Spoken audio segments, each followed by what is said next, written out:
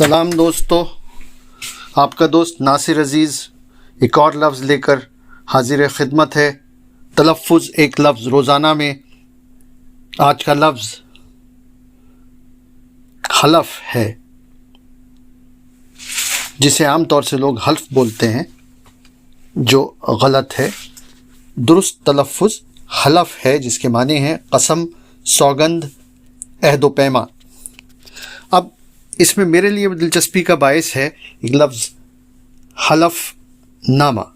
دراصل یہ حلف نامہ، یہ سب چیزیں قانونی زبان میں بھی استعمال ہوتی ہیں۔ آپ سب جانتے ہیں ایفیڈیوٹ کو بھی حلف نامہ کہتے ہیں۔ تو یہ مرکبات میں پیش کرتا ہوں۔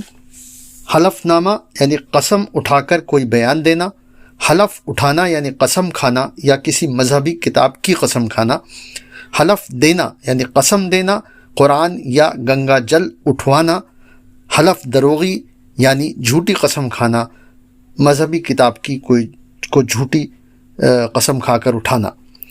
سند کا شعر پیش کرتا ہوں، اور بہت دلچسپ ہے یہ، ہم اکثر عدالتوں میں اس کا مشاہدہ کرتے ہیں۔